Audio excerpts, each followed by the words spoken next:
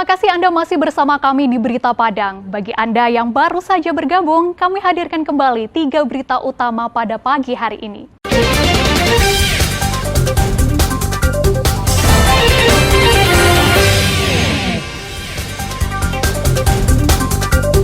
Kepala Madrasah Ibtidaiyah Negeri 1 Padang dinyatakan bersalah.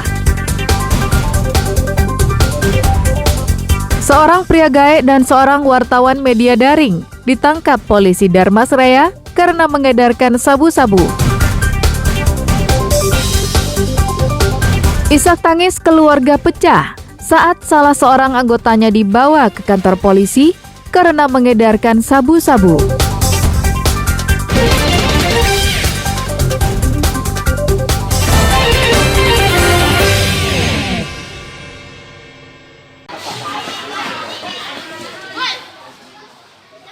Kepala Madrasah Ibtidaiyah Negeri 1 Padang, Lilis Andriani, dinyatakan bersalah melanggar peraturan pemerintah nomor 94 tahun 2021 tentang disiplin pegawai negeri sipil yang salah satu poinnya melampaui wewenang. Sebelumnya, Kepala Madrasah selain mengetahui dan membiarkan berbagai macam pungutan liar di sekolahnya, bahkan ia memecat 2 orang guru honorer yang telah mengabdi selama 3 tahun dan menggantinya dengan honorer baru dari keluarga dekatnya.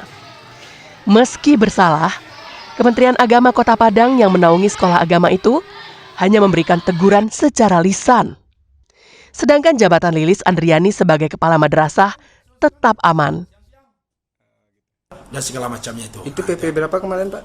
94. PP 94. Ya. Jadi dia terbukti untuk melanggar PP 94 berarti? Iya, jadi dalam taraf itu kita berikan kepada mereka sanksi atau hukuman disiplin.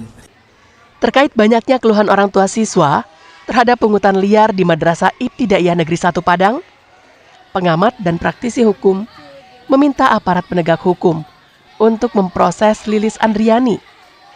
Pasalnya, pemerintah telah menganggarkan dana BOS untuk mendukung proses belajar mengajar di sekolah.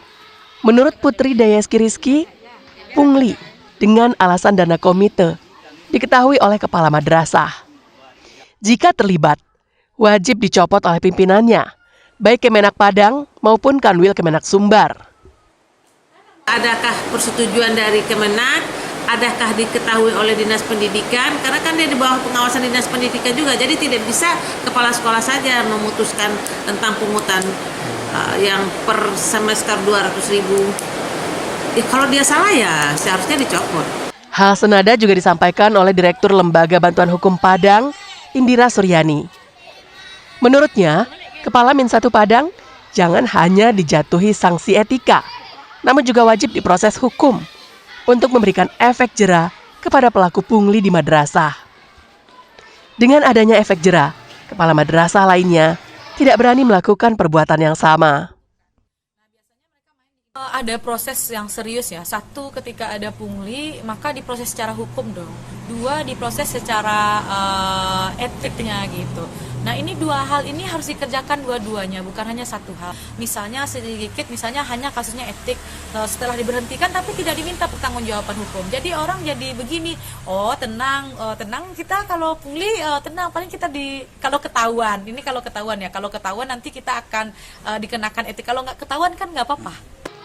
Menurut data di kantor Kemenak Padang, tersedia alokasi dana BOS untuk Min 1 Padang sebanyak Rp540 juta melalui bendahara pembantu sekolah.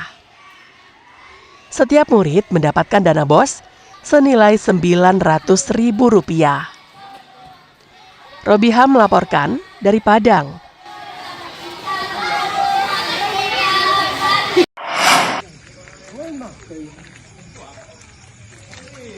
Kesabaran polisi menangkap Daniel Caniago berbuah manis.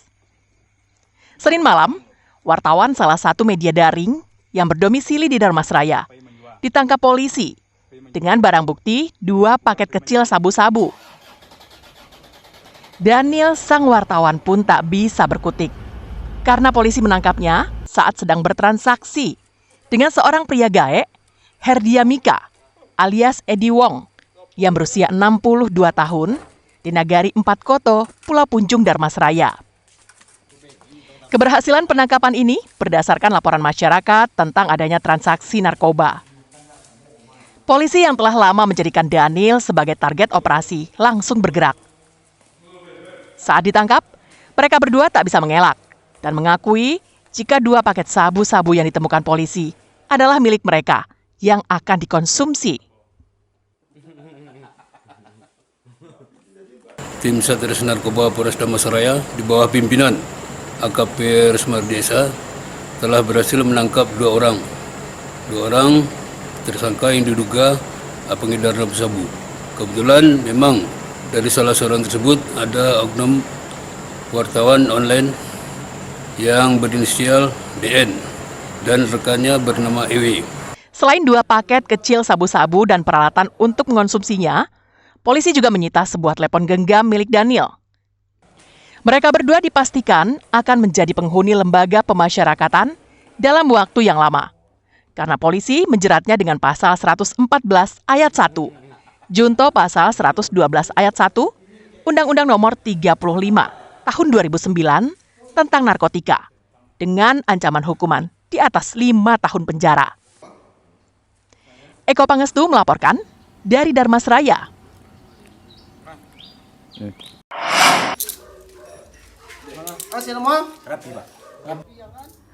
Keluarga ini tak menyangka jika Raffi adalah pengedar sabu-sabu.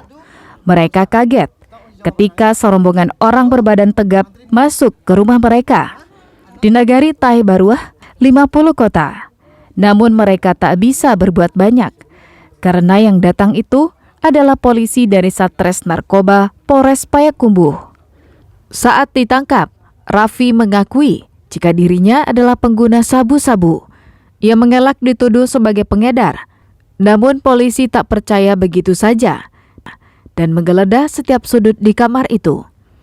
Di sela-sela tumpukan baju di lemari, polisi menemukan beberapa kantong plastik yang masih berisi butiran sabu-sabu. Tak hanya itu, polisi juga menemukan puluhan kantong plastik kecil dan timbangan digital. Keberadaan timbangan digital ini menambah keyakinan polisi jika Raffi adalah pengedar sabu-sabu. Namun sayang, polisi tak menemukan barang bukti sabu-sabu siap edar. Diduga, barang haram itu telah dijual Raffi sebelumnya. Meski tak menemukan sabu-sabu dalam jumlah besar, Raffi tetap dibawa ke kantor polisi untuk diperiksa lebih lanjut. Bagi polisi, barang bukti yang ditemukan di kamar Raffi telah cukup untuk mengantarkan Raffi ditahan di penjara dalam kurun waktu yang lama. Malam ini kami dari Satres Narkoba Polres Payakumbuh berhasil mengamankan 1 orang pelaku, seorang laki-laki yang kita duga sebagai pengedar narkotika jenis sabu. Yang mana ini berawal dari informasi yang kita dapat dari masyarakat, kemudian tim Pantong Polres Payakumbuh melakukan penyelidikan dan berhasil kita lakukan penangkapan di rumah pelaku tersebut. Raffi dijerat polisi dengan pasal 112 dan 114 Undang-Undang Nomor 35 tentang narkoba dengan ancaman hukuman di atas 5 tahun penjara. Ikhlasul Ihsan melaporkan dari Payakumbuh.